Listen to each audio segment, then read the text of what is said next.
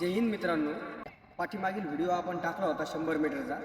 त्याच्यामध्ये थोडा टेक्निकल इश्यूमुळं माहिती तुमच्यापर्यंत पोहोचली नाही. त्यामुळे 100 मीटरचा परत एक व्हिडिओ बनवून आयडीवर टाकणार आहे.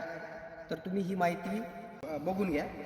सर्वात अगोदर तुमचे स्कॅनिंग समोर तुम्हाला 10च्या डिटेलमध्ये 3 3 2 2 अशा फॉर्मॅटमध्ये उभा केलं जाईल. त्याच्यानंतर प्रत्येक उमेदवाराच्या पाठीवर चिप राहील.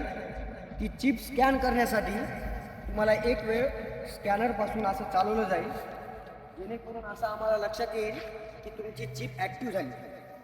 ॲक्टिव्ह झाल्याच्या नंतर तुम्हाला पहिल्या 3 उमेदवाराला 1 2 आणि 3 अशा फॉर्मॅटमध्ये उभं केलं जाईल. पहिल्या उमेदवाराला फर्स्ट गो म्हणलं की तो असा इथून निघाला पाहिजे. सेकंड गो म्हणलं की सेकंड उमेदवार निघाला पाहिजे. थर्ड गो म्हणलं की तिसरा उमेदवार निघाला पाहिजे. त्याच्यानंतर मोस्ट ऑफ मुलांची एकच चुकी व्हायली की फर्स्ट गो म्हणलं की फर्स्टवाला निघतोच, पण सेकंडवाला इथपर्यंत जातो आणि त्याची चिप ॲक्टिव्ह होऊन जाते आणि तो पाठीमागे येतो आणि त्याच्यानंतर परत पळायला लागतो. त्यामुळे त्याचा टाईम जास्त आहे.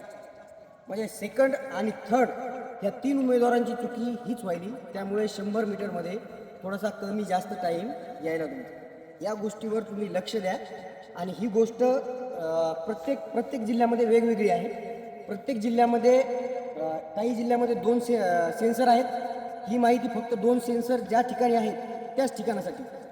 ज्या ठिकाणी एकच सेन्सर आहे एंड पॉईंटला, त्या ठिकाणी तुम्हाला काय करायचे, ज्या वेळेस तुम्हाला गो म्हणलं त्यावेळेस निघून जायचं, जेणेकरून तुमचा टाईम चांगला येईल.